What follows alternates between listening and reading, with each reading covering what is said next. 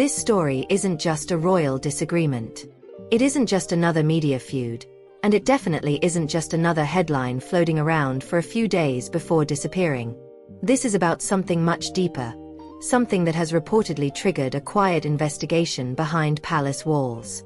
The kind of investigation that only happens when the institution believes something is very, very wrong. The reason this has exploded right now is because Piers Morgan has gone from simply criticizing Prince Harry and Meghan Markle to openly suggesting that serious questions are now being asked about Archie and Lilibet themselves. Their titles, their official documents, and their place in the royal line of succession. And once a conversation like that starts inside Buckingham Palace, it does not start for no reason, and it does not end quietly. Lilibet and Diana have been christened. Why would they use a title for their children that represents an institution they loathe so much? Well, Harry and Meghan have never provided any evidence for that highly incendiary claim. It's not like they haven't had the chance to. After all, they pumped out 6 hours of self-indulgent bilge on Netflix, trashing Britain and the press for its racism. She was never pregnant at all. Instead, the videos embolden conspiracy theorists. They're calling it Megspiracy, and the pair are being subjected to yet more merciless ridicule. Meghan's Netflix series, released to the world this morning, is packed with, well, not really revelations, are they? It's sort of rehashed old revelations with a new twist.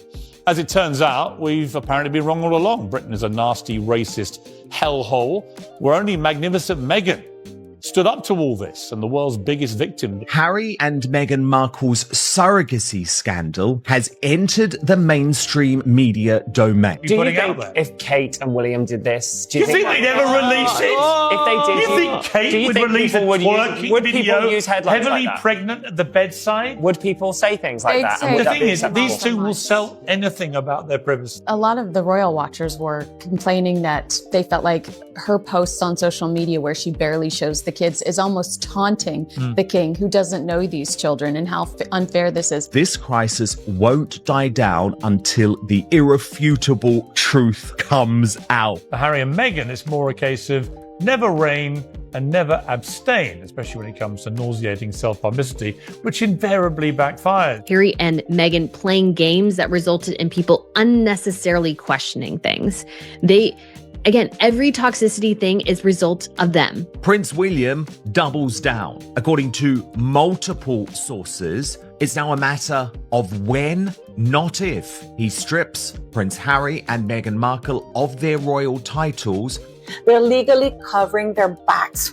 There's just too many unknowns. And then, of course, we have that the doctor that allegedly delivered Lily quit her practice 2 weeks after giving birth to Lily, or delivering Lily.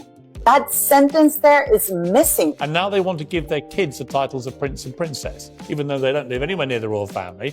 They don't do any duties. They do nothing to deserve it. They live in a mansion in Montecito in California and use their own royal titles to make loads of money. Piers Morgan is furious, but not in the way people usually see on television, where outrage often feels like performance for headlines. This is different. He keeps repeating the same point over and over because he genuinely believes something isn't adding up. Now, according to multiple reports from both the United States and the United Kingdom, palace advisors have quietly begun what is being described as a verification review. Not into Prince Harry, not into Meghan Markle, but directly into Archie and Lilibet. That is the moment this story stopped being mere gossip and started becoming something entirely different. The monarchy does not investigate children unless the stakes are constitutional, and the stakes right now appear unusually high. A bit more, you could call it aggressively, when it came to errant members of a royal family. You sent them off to war and hoped that war took care of the rest, sort of thing.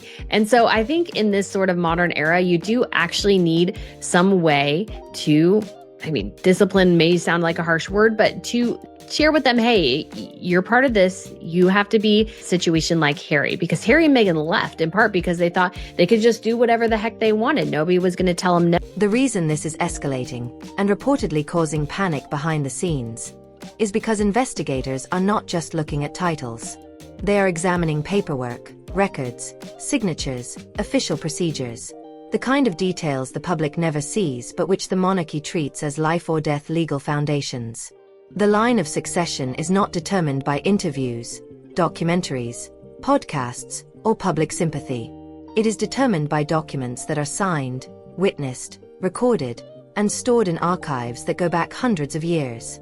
And when even one piece of that process appears unusual, it triggers questions that the palace cannot ignore, even if they wanted to. Telling the world how ghastly the monarchy is. It's a prison camp. All the royals want to get away from it, but they can't because they're trapped in the world of titles and privilege.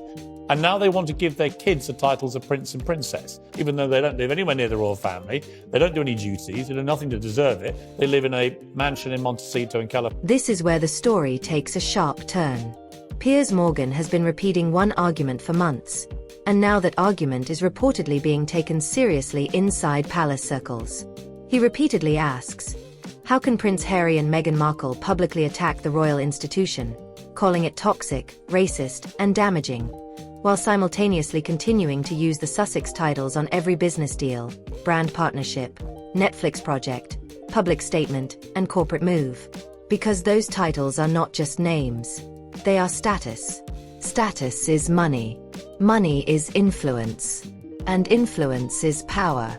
The palace is now reportedly asking a very cold, very simple question.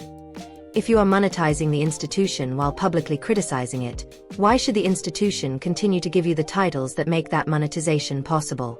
Whether you think the birth was real, whether you think there was a surrogate, whether you think Meghan was wearing a moon bump, the fact is Harry and Meghan lied. Buckingham Palace lied on their behalf. There was a complete cover-up over the birth of... According to Piers Morgan, the titles are no longer just identity. They have become a business model. They are the brand. They are the product being sold. And if the brand is built on royal status, the next logical step is obvious. The children become part of the brand too. Prince Archie, Princess Lilibet. More titles, more status, more long-term brand value. This is reportedly the moment the palace began paying very close attention. Titles inside the royal family are not supposed to be business assets. They are constitutional positions. Once you understand that, it becomes clear. This is not just a family argument, but a constitutional institution protecting its structure. The palace is not emotional. The palace is procedural. And when procedure begins, it signals preparation. According to reporting, Prince William is no longer asking whether titles should be removed from Prince Harry and Meghan Markle. He is reportedly discussing when, and not just their titles, but potentially those of Archie and Lilibet as well. This has reportedly sent shockwaves through royal circles. Removing titles from adults is one thing, but removing titles connected to the line of succession is a far more serious matter. Piers Morgan repeatedly draws comparisons to Prince Andrew and Sarah Ferguson, who retained royal status while monetizing their connections, something the palace eventually concluded weakened the monarchy itself. William has reportedly studied that precedent and has no intention of letting a similar situation persist into the next generation. The monarchy is about the future, not just the present. It's about protecting the institution for the next generation. George, Charlotte, and Louis. From William's perspective, anything undermining the credibility of the monarchy today threatens his children tomorrow. This is why, according to palace insiders, he is approaching this as policy, not as a family dispute. If titles are removed, it will not be framed as punishment, but as restructuring. A monarchy where only working royals hold titles, and everyone else becomes a private citizen. That fundamentally changes the Sussex brand. Without royal titles, the brand value, influence, and access drop significantly. Reports indicate that Meghan Markle has allegedly threatened to fight any attempt to remove the titles, even hinting at legal action. But royal titles are not governed by American courts. They are granted and can only be removed by the Crown. This is not a Hollywood contract dispute. This is constitutional authority. The situation reportedly escalated further into verification of records, documentation, and royal birth procedures, transforming the story from public drama into institutional legitimacy. The monarchy can survive scandals, interviews, and bad press, but it cannot survive uncertainty about the line of succession. The review reportedly focused first on Archie's birth documentation. Traditional royal protocol requires births to be precise constitutional events, recorded, signed by doctors, witnessed, and announced in a defined sequence. According to insiders, that sequence reportedly did not occur with Archie. Hours passed between his birth and the public announcement. Traditional hospital steps and signatures were reportedly missing, and even his birth certificate was reportedly altered months later, removing Meghan's full legal name, Rachel Meghan Markle, and replacing it with her royal title. In royal administration, any such alteration raises critical questions. Who requested it? Who approved it? And why?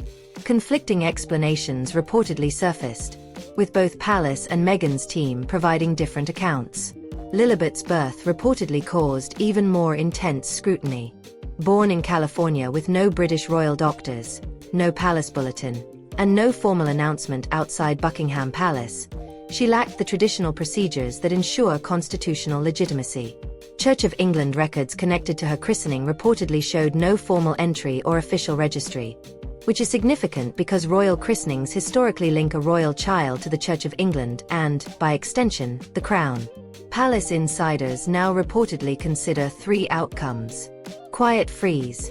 Titles remain technically in place but gradually stop appearing on official documents or being recognized in formal settings, creating a silent distancing. Quiet reclassification. Administrative adjustment where Archie and Lilibet are effectively private citizens, with no public announcement. Formal removal. If verification concludes that royal protocols for birth documentation or constitutional procedures were not properly followed, their titles and royal recognition could be officially revoked. Piers Morgan emphasizes that Harry and Meghan may have assumed the royal connection was permanent, untouchable, and monetizable. But the palace is reportedly reminding everyone that the crown survives. Individuals do not. If the quiet review turns into action, this story is far from over. It is only just beginning.